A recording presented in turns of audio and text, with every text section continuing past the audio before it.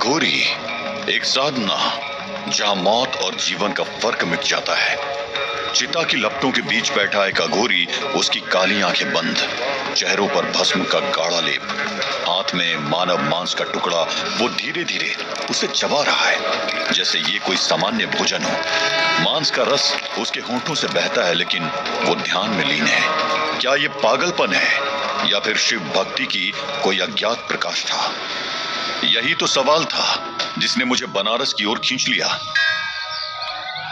बनारस जो प्रसिद्ध है अघोरियों की मसान होली के लिए, जो चिताओं की भस्म से खेली जाती है। मणिकर्णिका घाट के आसपास कितने ही लोग इस मसान होली को देखने के लिए इकट्ठे हुए थे। यहां तक कि मीडिया भी मौजूद थी। ढोल नगाड़ों की आवाज कहीं दूर से आते हुए पूरे वातावरण में घुलती जा रही थी। तभी अचानक ऐसा लगा जैसे शिवजी की बारात चली आ रही हो। पहली बार इतने सारे अघोरियों को एक साथ देख रहा था मैं। सब भांग पिए हुए झूमते और शमशान की राख को उड़ाते चले आ रहे थे। ऐसा अद्भुत नजारे को देखकर मुझसे रहा नहीं गया और मैंने अपने दोस्त अमन से कहा, एक बात बताओ, वैसे तो कभी इतने सारे अघोरी एक साथ हम आम लोगों के सामने नहीं आते, फिर ये मसान होली खेलते समय जब पूरी दुनिया इनको देखती है तब इनको अजीब नहीं लगता होगा? देखो कितनी मीडिया इकट्ठी है यहाँ और दुनिया के हर कोने से लोग भी आए हुए हैं। अरे अजीब क्यों लगेगा?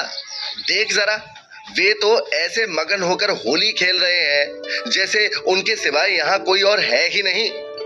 सब कैसे मस्त है। उनको ना ये भीड़ दिख रही है और ना यहाँ खड़ी मीडिया। वे तो अपने भोले बाबा की बारात में नाचते झूमते आगे बढ़ते जा रहे हैं। वैसे भी आज सिर्फ इनकी होली है।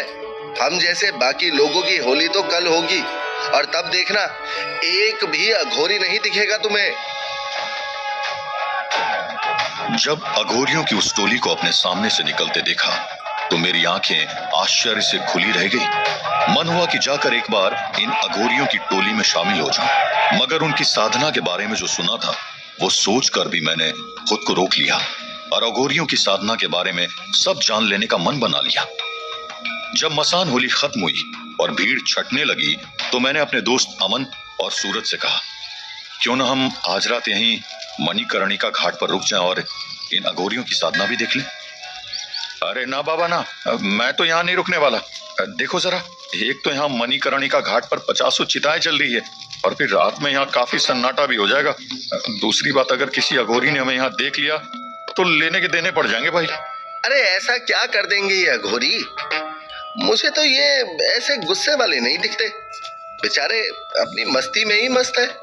नहीं नहीं, मैंने सुना इन अघोरियों का गुस्सा बहुत तेज होता है बाबा, और अगर इन्होंने गुस्से में आकर कुछ भी श्राप दे दिया तो समझो वो सच होकर ही रहेगा। मैं हैरान था क्योंकि मैंने भी ये सब सिर्फ सुना ही था, कभी देखा नहीं था। इसलिए थोड़ी हिम्मत करके बोला, क्यों ना आज की रात हम थोड़ा रिस्क उठा लें और इन अघोरियों को साधना करते हुए देखें। मेरे और अमन के कहने पर सूरज को भी हमारी बात माननी पड़ी और हम लोगों ने फैसला किया मणिकर्णिका घाट से कुछ दूरी पर एक दुकान के शटर के पीछे छुपने का। हम सब लोग पूरी व्यवस्था बनाकर रात भर वहां ठहर कर अघोरियों को साधना करते हुए देखने वाले थे। ऐसा लग रहा था जैसे न जाने कौन से रहस्य से पर्दा उठने जा रहा हो। मगर आधी रात तक वहां कोई अघोरी ना आया। ठीक आधी रात के बाद कुछ हलचल हुई और हमने देखा 3-4 अघोरी मणिकर्णिका घाट पर आए और अलग अलग चिताओं के पास पहुंच गए। उनको देखकर साफ लग रहा था कि उनके झुंड में कोई नया अघोरी शामिल हुआ है जिसे वो अपनी साधना की प्रक्रिया समझा रहे थे। तू बिल्कुल सही समय पर साधना का हिस्सा बनने के लिए आया है। आज बहुत ही पावन दिन है। चल उठा ले कपाल और उसे अपना पात्र बना ले। देख, हम सबके पास अपना अपना पात्र है जो अघोर क्रियाओं के लिए तो आवश्यक है ही, हम अघोरियों के भोजन पानी के लिए भी पात्र का काम करता है। उस सीनियर अघोरी की बात सुनकर नए अघोरी ने एक शांत हो चली चिता से एक मानव खोपड़ी उठा ली और फिर शुरू हुई उनकी अघोर क्रिया। मैं आंखें फाड़े सब कुछ देख रहा था। उन अघोरियों ने नए अघोरी को एक चिता में से लकड़ी नुमा चीज उठाकर दी। गौर से देखने पर पता चला वो किसी मरे हुए आदमी की हाथ की हड्डी थी। उससे उन्होंने शमशान के बीचों बीच एक घेरा बनाया और नए अघोरी को उसमें बैठने के लिए कहा। नया अघोरी बिना कोई सवाल किए चुपचाप उसमें बैठ गया। फिर सीनियर अघोरी ने हड्डी से बना शहनाई नुमा एक यंत्र निकाला और उसे मुंह से फूंक मारकर बजाने लगा। शायद यही वो तुतई थी जो अघोरी अपनी साधना के पहले बजाते हैं। इसके बाद बाकी अघोरियों ने चिता की भस्म लेकर उस नए अघोरी को तिलक किया और फिर धीरे धीरे पूरी तरह से उस नए अघोरी को चिता की भस्म से नहला दिया। वे तीनों लगातार कुछ मंत्रों का उच्चारण भी करते जा रहे थे। इसके बाद चौथे अघोरी, जो काफी देर से चिताओं में कुछ ढूंढ रहा था, अपने पात्र में सुलगता हुआ मांस लेकर उस नए अघोरी के सामने पहुंचा। लो, इसे ग्रहण करो और इस सांसारिक मोह, भलाई, बुराई, घृणा जैसी सब चीजों से निर्लिप्त हो जाओ। यही साधना का श्रेष्ठ मार्ग है। इसके आगे का दृश्य देखना मेरे लिए मुमकिन ही नहीं था, मगर हाँ, इस बात पर यकीन हो गया था कि अघोरियों की साधना और उनका तरीका इतना अलग है कि हम जैसे आम लोगों के लिए उसे समझना आसान नहीं। आखिर क्यों अघोरियों की साधना शमशान में ही होती है? क्यों अघोरी बनने के लिए शव का मांस खाना जरूरी होता है? अघोरियों द्वारा की जाने वाली यह साधना इतनी अजीब क्यों होती है?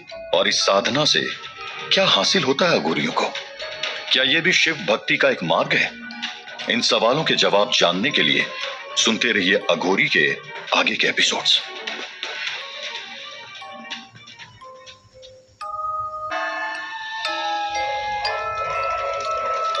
मैं सामने चल रही अघोर क्रिया देखकर हैरान था। डर भी लग रहा था। मन हुआ कि बस यहां से भाग जाऊं, मगर हम वहां से निकलते तो उन अघोरियों को हमारे छुपे होने का पता चल जाता, और इतना सब देखकर उन अघोरियों का सामना करना अब हमारे वश की बात तो नहीं थी। एक तो रात का सन्नाटा और ऊपर से शमशान में जलती चिताएं, फिर उनके बीचों बीच जटा जूट वाले 4 अघोरी नरमुंड की माला पहने और अपने शरीर को चिता भस्म में लपेटे साफ साफ दिख रहे थे। मैं अपने दोस्तों सूरज और अमन के साथ छुपा बस वहां से निकलने की सोच ही रहा था कि हमें सीनियर अघोरी की तेज आवाज सुनाई थी, जो शायद उस नए अघोरी को अघोर क्रिया के बारे में बता रहे थे। देख, तू अपना सब कुछ छोड़कर अघोरी बनने आया है, तो एक बात ध्यान से सुन ले। सच्चा अघोरी वही है जो अघोर पथ पर चलते हुए भगवान शिव की आराधना करे, और फिर इस साधना के बाद जब उसे 18 अघोर सिद्धियां हासिल हो जाए तो वो समाज कल्याण के लिए उन सिद्धियों का उपयोग करे। तभी वो महाकाल हम अघोरियों को अपने में लीन करता है, और तभी अघोर साधना सफल होती है। हाँ महाराज शंभुनाथ, मैं जानता हूँ कि अघोर साधना सरल नहीं है, मगर मैं ये भी मानता हूँ कि अघोर पंथ एक ऐसा मार्ग है जिस पर चलते हुए हम उस भैरव रूपी महाकाल से मिल सकते हैं, उसकी कृपा पा सकते हैं। उसकी छत्र छाया में आकर मैं हर वो क्रिया करने को तैयार हूँ जो अघोर पंथ का अनुसरण करने वाले अघोरी करते हैं। इसके लिए मैं आपसे दीक्षा लेना चाहता हूँ। मैं चाहता हूँ मनुष्य के रूप में मिलने वाला ये जन्म ही मेरा आखिरी जन्म हो। इसके बाद मुझे तो बस महाकाल के चरणों में जगह मिल जाए। वहां खड़े सीनियर अघोरी शंभुनाथ जी इस नए अघोरी की बात का कोई जवाब दे पाते, उसके पहले ही कुछ दूरी पर खड़े बाकी दोनों अघोरी जोर जोर से हंसने लगे। उस नए अघोरी की समझ कुछ नहीं आया तो वो हैरान होकर शंभुनाथ जी की तरफ देखने लगा। उसकी उलझन को देखते हुए उन दोनों अघोरियों में से एक ने कहा, जीवन मरण के फेर से मुक्त पाना इतना आसान है क्या? और अघोर पंथ का अनुसरण भी तो आसान नहीं। तुझे क्या लगता है, तू यहाँ शमशान में आकर बैठ गया, नरमुंड की माला पहन ली, अपने शरीर को चिता भस्म से ढक लिया और बस बन गया अघोरी? अरे अभी तो पूरी ट्रेनिंग करनी पड़ेगी तुझको, तब जाकर तुझको अघोरी दीक्षा दी जाएगी। उसके बाद अघोरियों का बीज मंत्र जपते हुए कई साधनाएं करनी पड़ेंगी। साधना सफल हुई तो तुझे शक्तियां भी मिलेंगी। जब पूरी 18 शक्तियां हासिल कर लेगा ना, तब जाकर तेरा मिलन भगवान भैरवनाथ से होगा। हाँ हाँ, मैं तैयार हूँ, ये सब करने को तैयार हूँ। तभी तो अपना सब कुछ छोड़कर यहाँ आप लोगों की शरण में आया हूँ। बाबा शंभुनाथ जी को अपना गुरु माना है, उन्हीं से दीक्षा लेना है मुझे। उन्हीं के संरक्षण में मैं सारी साधनाएं भी करूंगा। ठीक है, तुझे दीक्षा लेनी है, ले लेना, मगर उसकी एक प्रक्रिया है।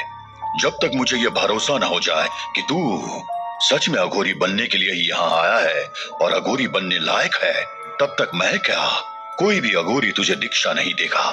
अभी कुछ दिनों तक तू ये सारी क्रियाएं कर जो एक अघोरी करता है। धीरे धीरे जब तुझे इस संसार से विरक्त होने लगेगी और मुझे लगेगा कि अब तू इस संसार का हिस्सा नहीं है, तब तुझे बीज मंत्र सिखा दूंगा और उसके बाद तुम तीनों तरह की साधनाएं कर पाओगे। कौन कौन सी तीनों साधनाएं बाबा? शमशान साधना, शव साधना और शिव साधना। शमशान साधना में शव पीठ की पूजा की जाती है और इसमें शव को मावा मिठाई का भोग लगाया जाता है। शव साधना में शव के ऊपर बैठकर साधना की जाती है और उसमें शव को मांस मदिरा का भोग लगाया जाता है। शिव साधना में शव के ऊपर एक पैर से खड़े होकर भगवान शिव का ध्यान करते हुए साधना की जाती है। फिर इसमें भी शव को मांस मदिरा का भोग चढ़ाया जाता है। राम नाम सत्य है की आवाज जैसे ही हमारे कानों में पड़ी, हम तीनों चौकन्ने होकर उस तरफ देखने लगे। किसी की शव यात्रा शमशान की तरफ चली आ रही थी। मैंने घड़ी में समय देखा, सुबह के 4 बजने वाले थे, यानी ब्रह्म मुहूर्त लग चुका था। शायद इसीलिए शव का अग्निदाह करने शमशान लाया जा रहा था, वरना रात के समय तो यहाँ अघोरियों और जलती चिताओं के अलावा कुछ भी न दिख रहा था। उस शव को शमशान की तरफ ले जाते लोगों को देखकर मेरे दोनों दोस्त अमन और सूरज भी चैन की सांस लेते हुए बोले, थैंक गॉड, इतनी देर में से कम कोई दिखा तो यहाँ। उन दोनों की तरह मैं भी यही सोच रहा था, क्योंकि शमशान के डरावने माहौल और अघोरियों की विचित्र सी क्रियाएं देखकर हमारे मन में इतना डर और इतनी निगेटिविटी भरने लगी थी कि बस भाग जाने का मन कर रहा था। ये सोचते ही मेरे मन में एक सवाल आया, अघोरियों को इस शमशान से ऐसा लगाव क्यों? क्या इनको शमशान की नेगेटिविटी फील नहीं होती? ऐसा क्या है शमशान में जो इनकी सभी क्रियाएं शमशान में ही पूरी हो पाती है? ये ख्याल आते ही मैं फिर उन अघोरियों को देखने लगा, मगर ये देखकर हैरान रह गया कि अब वहां सिर्फ एक सीनियर अघोरी था। बाकी सारे अघोरी अचानक जैसे गायब हो गए थे।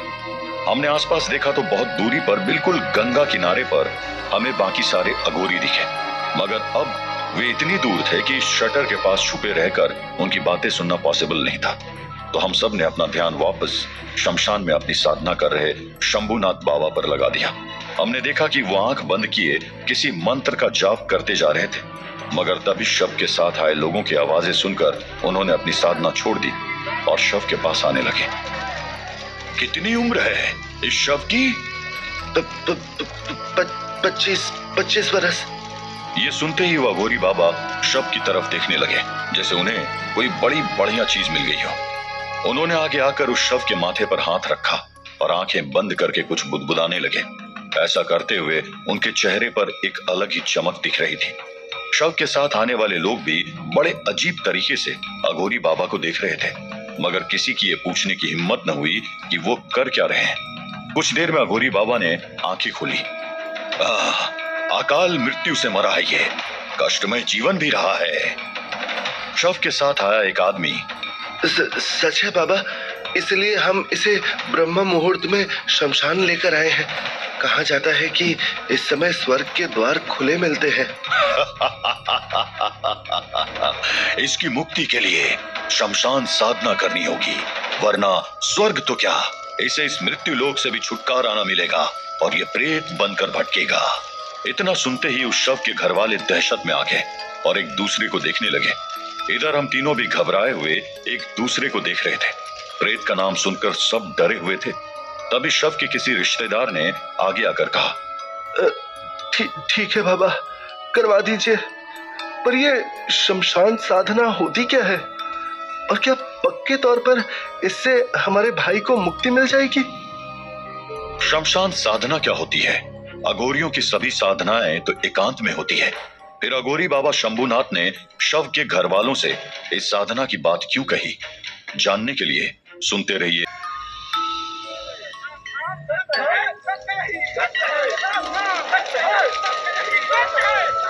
सामने शमशान में शव के घर वाले अर्थी को घेरे खड़े थे और अघोरी बाबा शंभुनाथ शव पीठ पर यानी उस जगह पर गंगा जल छिड़क रहे थे जहां शव का अग्निदाह किया जाना था।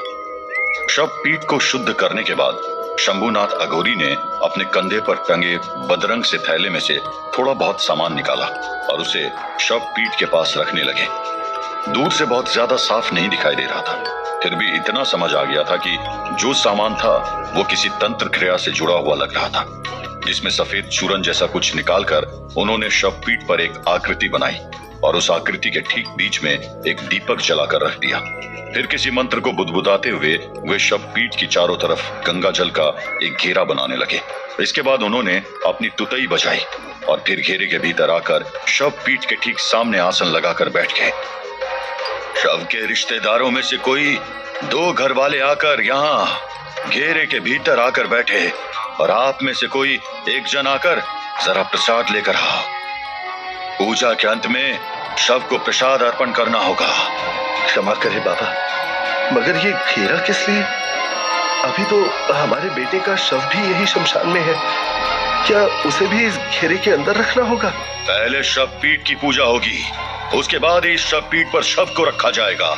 ये घेरा गंगा जल का घेरा है जो इस क्रिया को बिना किसी बाधा के पूरा करने के लिए बनाया गया है। शमशान में कोई भी क्रिया करने से पहले यहाँ उपस्थित भूत प्रेतों को भी रोकना पड़ता है, वरना वे क्रिया में बाधा डालने लगते हैं। तुतई बजाने से नकारात्मक शक्तियों को हमारे होने की चेतावनी मिल जाती है, फिर वे शक्तियां साधना में विघ्न पैदा नहीं कर पाती। इस गंगा जल के घेरे की वजह से शमशान की नकारात्मक शक्तियां शव पीठ तक भी नहीं पहुंच पाएगी। अब आओ, जल्दी ये क्रिया पूरी करनी होगी, ज्यादा समय नहीं है। अघोरी बाबा की बातें सुनकर सभी लोग डरे सहमे से एक दूसरे को देखने लगे। फिर आपस में सलाह करके शव के साथ आई भीड़ में से 2 लोग आगे आए और शव पीठ के दूसरी तरफ यानी कि अघोरी बाबा के ठीक सामने जाकर बैठ गए। और तभी एक और आदमी अघोरी के पास जाकर सामान लाने के लिए पूछने लगा। फिर वो तुरंत ही आसपास देखते हुए वहां से चला गया। जब वो कुछ देर बाद लौटा तो उसके हाथ में मेवा मिष्ठान और फूल माला वगैरह थी। ये सब देखकर साफ समझ आ रहा था कि ये सब सामान शव पीठ की पूजा के लिए ही था। अघोरी बाबा अब जोर जोर से मंत्रों का उच्चारण कर रहे थे, जिन्हें सुनकर उनके साथ वाले अघोरी शंख और डमरू बजाते हुए उनके पास आ गए। अब शव के पास बैठे लोग आंखें फाड़े बड़े अचरज के साथ उन अघोरियों को देखते जा रहे थे। कभी उनकी नजर शव पीठ पर जल रहे दीपक पर जाती, कभी अघोरी बाबा के चेहरे पर और कभी उस कपाल पर जिसमें से वे सफेद चूरन जैसा कुछ भर कर बैठे थे, और थोड़ी थोड़ी देर में शव पीठ के ऊपर डालकर मंत्र पढ़ने लगते थे। कुछ देर के विधान बाद अघोरी बाबा ने बाकी सब लोगों को भी बुला लिया। शव पीठ को लकड़ियों से ढककर शव को यहाँ रखो, प्रसाद चढ़ाने की प्रक्रिया पूर्ण करनी होगी। इतना सुनते ही सभी लोग तुरंत लकड़ियां उठाकर शव पीठ को सजाने लगे और कुछ ही देर में शव को भी उन लकड़ियों के ऊपर रख दिया गया। फिर अघोरी बाबा ने प्रसाद के लिए लाया गया मावा मिठाई शव के मुंह में रखकर भोग लगाया और जोर जोर से मंत्रों का उच्चारण करने लगे। डमरू और शंख की आवाज भी अब पहले से तेज हो चुकी थी। कुछ ही देर बाद जब शव का अंतिम संस्कार करके मुखाग्नि दी गई तो अचानक ही अघोरी शंभुनाथ बाबा अपने आसन पर खड़े होकर उस अग्नि को अपनी तरफ आने का इशारा करने लगे। ऐसा करते हुए उनके चेहरे पर एक अलग ही चमक और खुशी दिखाई दे रही थी। ऐसा लग रहा था कि उस शव के जलने से जो अग्नि निकल रही है उससे अघोरी बाबा को किसी तरह की शक्ति मिल रही हो। शमशान साधना पूर्ण हो चुकी थी और इसलिए साथ वाले अघोरियों ने अब शंख डमरू बजाना बंद कर दिया था। जब शव के सारे घर वाले वहां से चले गए तो अघोरी बाबा अग्नि के शांत होने तक उस चिता को घूरते रहे और अग्नि के शांत होते ही उन सभी अघोरियों ने उस चिता की राख को अपने माथे पर लगा लिया और फिर सभी गंगा किनारे की तरफ बढ़ गए।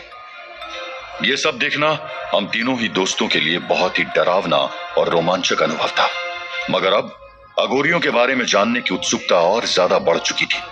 सबसे बड़ा सवाल जो अभी भी मन में उलझा हुआ था वो ये था कि जब अघोरियों को पता है कि शमशान में भूत प्रेत और बहुत सारी नकारात्मक शक्तियां होती है जो उनकी साधना को भी रोकने की कोशिश करती है, तब भी ये लोग शमशान में ही क्यों रहते हैं? और अब जो शमशान साधना को देखकर दूसरा सवाल हमारे मन में आ रहा था, वो ये था कि चिता से निकलने वाली अग्नि को देखकर अघोरी बाबा इतना खुश क्यों हो रहे थे। आखिर ऐसा क्या था उस चिता की अग्नि में? जब मैंने यही सवाल अपने दोस्तों से किया तो वे भी मेरी तरह उलझन में थे। यार, मुझे तो समझ ही नहीं आया कि ये सब क्या था। ऐसा लग रहा है कोई डरावना सपना देखकर अभी अभी जागा हूं। लेकिन फिर भी जो भी हो, आखिर ये अघोरी भी मेरी तुम्हारी तरह इंसान ही है। फिर कोई इंसान अपने मन की भावनाओं को इस हद तक कैसे काबू कर सकता है कि ना उसे डर लगे, ना उसे नींद आए और ना ही शव का मांस खाने में किसी तरह की घिन महसूस हो। बिल्कुल सही बात है। देखा नहीं, सर्दी गर्मी का भी कोई एहसास नहीं है उनको। कैसे पहले जलती चिता से मांस के टुकड़े उठा लिए और फिर अभी उसी चिता की आग को अपनी तरफ करने के लिए हाथ ही उस आग में कर दिया था। यार, मुझे तो लगता है कि इन अघोरियों के बारे में जानने के लिए हमें किसी ऐसे इंसान से मिलना चाहिए जो उनकी पूरी दिनचर्या जानता हो, तौर तरीके जानता हो। मगर अघोरियों के बारे में सब कुछ बताने वाला आखिर कौन हो सकता है? वो तो दिन के उजाले में छुपे रहते हैं और रात में मिलते भी हैं तो बस शमशान में। हम तीनों लोग ये सोच ही रहे थे कि हमारी नजर शमशान के एक कोने में बने टीन शेड पर पड़ी, जहां एक आदमी कंबल ओढ़कर चैन से सो रहा था। उसे देखकर मुझे याद आया, कहीं ये डोम राजा तो नहीं, जो शव के अंतिम संस्कार के लिए अग्नि का प्रबंध करते हैं और चिता शांत होने के बाद अस्थियां बीनते हैं। अगर सच में ये डोम राजा है तो इसे जरूर अघोरियों के बारे में पता होगा, क्योंकि अघोरियों के अलावा एक यही है जो रात के समय भी शमशान में रहता है। क्या सच में डोम राजा को अघोरियों के बारे में पता होगा? कैसे पता चलेगा अघोरियों के विचित्र व्यवहार के बारे में? जानने के लिए सुनते रहिए अघोरी। हम तीनों ही थक कर चूर थे और अब तक पूरी तरह उजाला भी नहीं हुआ था। जिस दुकान के शटर के पीछे छुपकर हम तीनों उन अघोरियों को देख रहे थे, उसमें काफी जगह थी। इसलिए हम तीनों ने थोड़ी देर सोकर थकान मिटाना ठीक समझा और ये डिसाइड किया कि पूरी तरह उजाला हो जाने के बाद ही हम उस डोम राजा से जाकर अघोरियों के बारे में पूछताछ करेंगे। वैसे भी अघोरी दिन के उजाले में शमशान में दिखते नहीं है, पर डोम राजा के साथ तो ऐसा नहीं है। वो तो दिन में भी वही रहेगा और रात में भी। ये सोचकर हम तीनों ही सो गए। नींद तब खुली जब दुकान के मालिक ने दुकान का शटर खोला। दुकानदार हम तीनों को देख पाता उससे पहले ही हम वहां से भाग निकले और सीधा मणिकर्णिका घाट पर काम करने वाले डोम राजा के पास आकर रुके। जय महाकाल डोम राजा, क्या आप हर समय मणिकर्णिका घाट पर रहते हैं? जय महाकाल। हाँ, इस घाट पर आने वाले सभी शवों के अंतिम संस्कार और अग्निदाह का इंतजाम करना हम डोम राजाओं का ही काम है। तो हमारे घर वालों में से ज्यादातर आपको यहीं मिल जाएंगे। वैसे आप लोग कौन हैं? किसी शव के साथ आए हैं क्या? अरे नहीं नहीं नहीं, हम लोग तो टूरिस्ट हैं और वाराणसी घूमने आए हैं। अच्छा, मैंने देखा था रात में भी आप यहीं थे ना, उस टीन शेड के नीचे? जब वो अघोरी लोग शमशान साधना कर रहे थे तब? हाँ, तभी। हाँ, तभी। आप जानते हैं शमशान साधना के बारे में? शमशान ही हमारी रोजी रोटी का जरिया है, तो शमशान से जुड़ी हर बात जानना जरूरी है हमारे लिए। तुम कहो, तुम्हें क्या जानना है? दरअसल हमें शमशान के बारे में नहीं, बल्कि शमशान में रहने वाले इन अजीब अघोरियों के बारे में जानना है, जो खुद को शिव जी का सबसे बड़ा भक्त मानते हैं। मानते नहीं, सच में होते हैं। बस वो शिव जी के भैरव रूप की पूजा करते हैं और उनके द्वारा बनाए गए अघोर पंथ का अनुसरण भी करते हैं। इसलिए वो हम आम इंसानों से अलग होते हैं। क्या मतलब होता है अघोर पंथ? क्या आप हमें अघोरियों के बारे में कुछ डिटेल्स बता सकते हैं? मतलब इतने अजीब से दिखने वाले ये लोग ऐसे कैसे रह लेते हैं? हम सब लोगों से अलग रहन सहन, वेशभूषा और खान पान भी तो। अमन की बात सुनकर डोम राजा बड़ी क्यूरियोसिटी से उसे देखने लगा। वो समझ गया था कि अमन किस खान पान की बात कर रहा है। फिर भी उसने कोई सवाल किए बिना अघोरियों के बारे में बताना शुरू कर दिया। जानता हूँ, अघोरियों की साधना विधि सबसे ज्यादा रहस्यमयी है। उनकी अपनी शैली, अपना विधान है, अपनी अलग विधियां हैं। अघोरी उसे कहते हैं जो घोर नहीं हो, यानी बहुत सरल और सहज हो। अघोर यानी बिना डर का। इसीलिए अघोरियों को किसी का डर नहीं लगता, ना भूत प्रेत का, ना जानवरों का और ना शमशान का। इस संसार की हर चीज के लिए उनके मन में समान भावनाएं रहती हैं। वे इस संसार में रहते जरूर हैं, मगर खुद को इस संसार का हिस्सा नहीं मानते और हर समय भगवान शिव के भैरव अवतार की साधना या उनका मंत्र जाप करते रहते हैं। इसीलिए वे आम लोगों से ज्यादा बात भी नहीं करते, जिससे उनकी जाप साधना में बाधा ना पड़े। वैसे देखा जाए तो अघोरियों की दुनिया ही नहीं, उनकी हर बात निराली है। उनकी तरह उनकी साधनाएं भी विचित्र होती है। कल जिस साधना को आप लोगों ने देखा वो शमशान साधना थी। इसमें शिवपीठ की पूजा की जाती है, उस पर गंगा जल व मावा चढ़ाया जाता है। यही एक ऐसी साधना है जिसमें मृतक के घर वाले शामिल हो सकते हैं। बाकी दोनों साधनाएं, शिव साधना और शव साधना, तो रात के सन्नाटे में बिल्कुल एकांत में की जाती है। आप उन्हें देख भी नहीं सकते। अघोर पंथ में शमशान साधना का खास महत्व है, इसीलिए अघोरी शमशान में रहना ही ज्यादा पसंद करते हैं। वे यहीं अपनी कुटिया बनाते हैं। अघोरियों की कुटिया में एक छोटी सी धुनी हमेशा जलती रहती है। अघोरी गाय का मांस छोड़कर बाकी सब खा सकते हैं, मल से लेकर मुर्दे के मांस तक। प्यास लगने पर खुद का मूत्र भी पी लेते हैं। इतना सुनते ही हम तीनों का मुंह बन गया।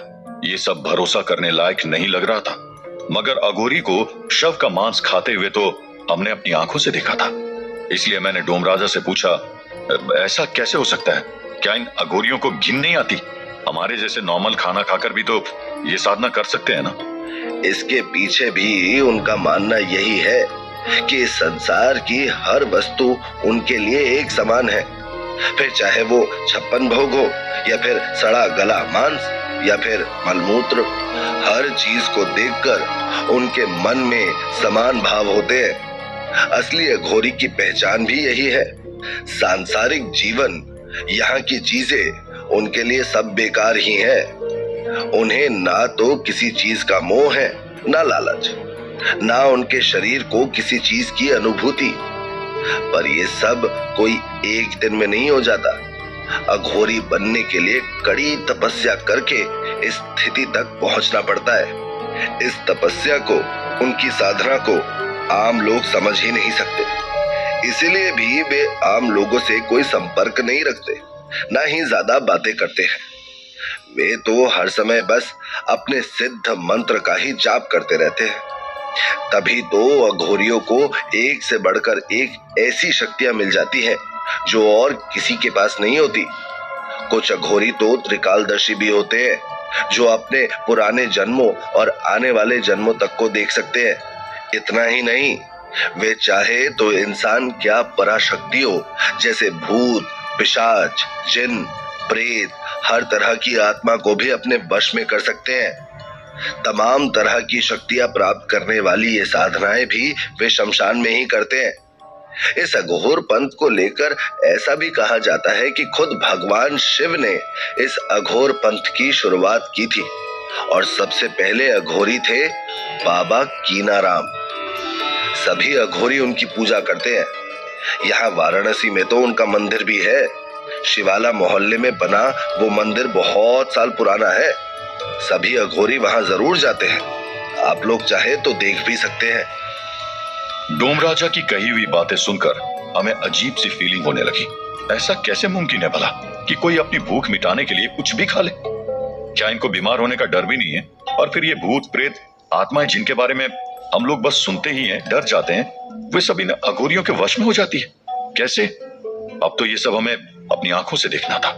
ये सोचकर मैंने डोमराजा से एक आखिरी सवाल किया। अच्छा डोमराजा, क्या अघोरी किसी पर हुए तंत्र मंत्र को हटा सकते हैं? या अगर किसी पर भूत प्रेत का चक्कर हो तो उसे भी सही कर सकते हैं? अगर सच में ऐसा है तो क्या आप हमें किसी ऐसे इंसान से मिलवा सकते हो जिसने अघोरी बाबा से मदद ली हो? किस तरह अपनी शक्तियों से भूतों को वश में करते हैं अघोरी? आम इंसानों की मदद करने के लिए अघोरी क्या तंत्र मंत्र करते हैं? और कौन थे सबसे पहले अघोरी बनने वाले बाबा कीनाराम? जानने के लिए सुनते रहिए अघोरी का अगला एपिसोड।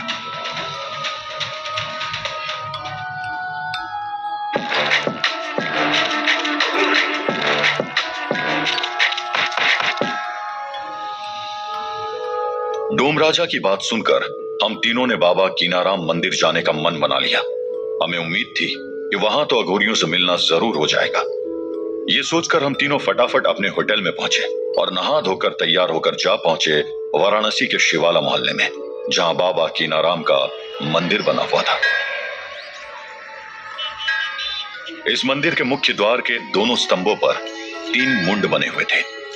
वहीं मुख्य द्वार के ऊपर 2 कपाल मुंड बने थे। उस भव्य मंदिर के अंदर पश्चिमी भाग में अखंड धूनी जल रही थी। वहां के लोगों ने बताया कि वो धूनी 4 सदी से अखंड प्रज्वलित है। मंदिर में काफी भीड़ थी। हम सब उस मंदिर में हर तरफ घूमते हुए लोगों की बातें सुनते जा रहे थे और साथ ही साथ किसी अघोरी को भी ढूंढ रहे थे, मगर पश्चिम से दक्षिणी भाग में आ जाने तक भी हमें कोई अघोरी न मिला। लगता है इस मंदिर में भी अघोरी रात के समय ही आते होंगे। देखो, यहाँ तो हम जैसे कितने सारे लोग हैं। इतने लोगों की भीड़ में भला अघोरी कैसे आएंगे? मुझे लगता है दिन के समय हम अघोरियों से नहीं मिल पाएंगे। हाँ, तो फिर आज रात शमशान में ही चलना, फिर मन भरकर अघोरी बाबा से मिल लेना। हम तीनों उदास होकर आपस में ऐसी बात कर ही रहे थे कि मेरी नजर सामने बने कुंड पर पड़ी, जिसके बाहर एक तख्ती पर लिखा था क्रीम कुंड। अरे, ये तो वही कुंड है ना जिसमें नहाने से बीमारियां दूर हो जाती है।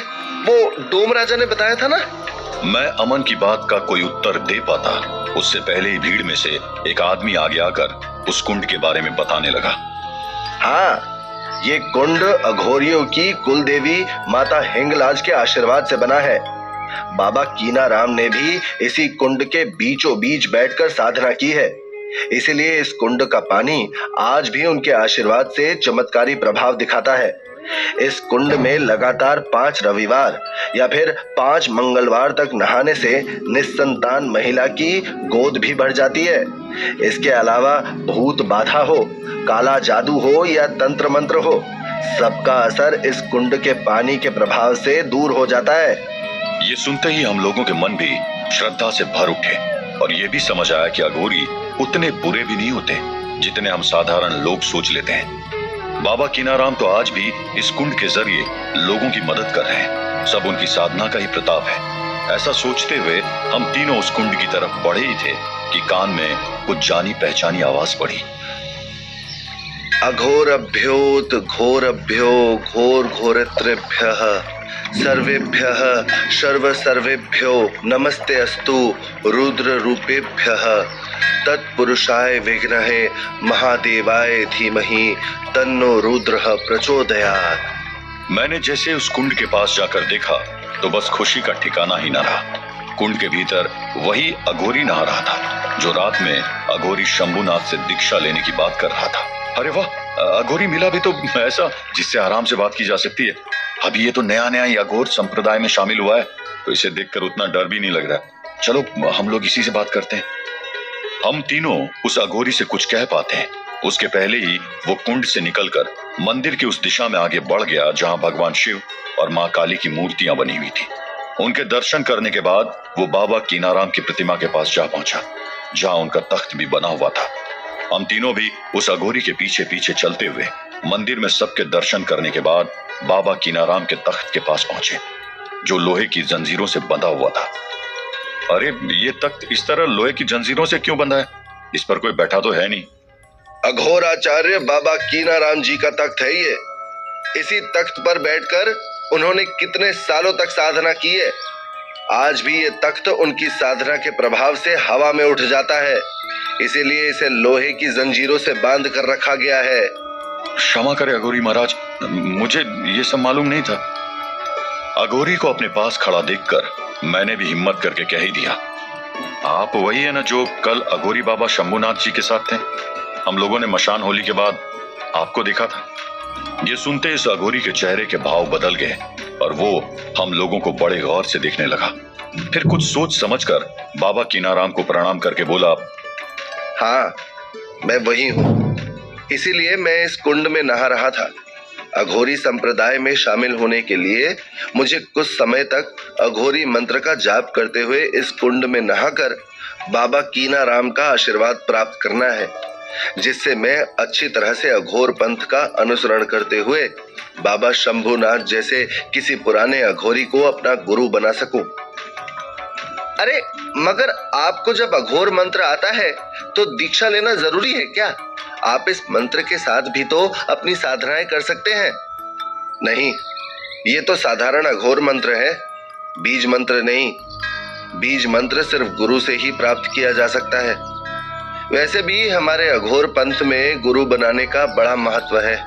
यहाँ तक कि बाबा कीनाराम ने भी पहले अघोरी होने के बावजूद स्वयं भगवान दत्तात्रेय से दीक्षा ली थी। उसके बाद ही उन्होंने इस अघोर पंथ की शुरुआत की और फिर अपने शिष्यों को भी दीक्षा देकर अघोर संप्रदाय को आगे बढ़ाया। भगवान दत्तात्रेय जो माता अनुसुईया और महर्षि अत्रि के पुत्र थे, जिनका जन्म भगवान विष्णु, भगवान शिव और स्वयं ब्रह्मा जी के आशीर्वाद से हुआ था, इसीलिए उनके दत्तक पुत्र के रूप में उन्हें तीनों भगवान से कुछ शक्तियां प्राप्त हुई थी। जब बाबा कीनाराम को उन्होंने बीज मंत्र दिया तो कुछ अघोरी शक्तियां भी दी, जिन्हें बाबा कीनाराम ने अपने अघोर साधना से सिद्ध किया और फिर इन शक्तियों का उपयोग जन कल्याण के लिए करने लगे। अघोर पंथ का अनुसरण करने वाले हम अघोरी आज भी इन्हीं परंपराओं का पालन करते हैं, कई तरह की साधनाएं करते हैं और फिर उन साधनाओं से अलग अलग तरह की शक्तियां हासिल करते हुए उन चैतन्य महाशिव के निकट जाने का प्रयास करते हैं। अघोरी की बातें सुनकर काफी कुछ पता चल गया था। फिर भी कुछ सवाल अब तक मन में उलझे हुए थे, जिनमें सबसे पहला सवाल था शव के मांस को खाना। हमने रात में इस अघोरी को भी मांस खाते देखा था, इसलिए कौतूहल अब भी बना हुआ था। तो मैंने सीधे सीधे ही पूछ लिया, अच्छा अघोरी महाराज, एक और शंका का समाधान कीजिए। क्या अघोरी बनने के लिए शव का मांस खाना अनिवार्य माना जाता है? क्या रहस्य है इसके पीछे? आखिर क्यों ऐसी अजीबोगरीब परंपरा का अनुसरण आज भी करते हैं अघोरी? कब से शुरू हुआ इस तरह का खान पान? जानने के लिए सुनते रहिए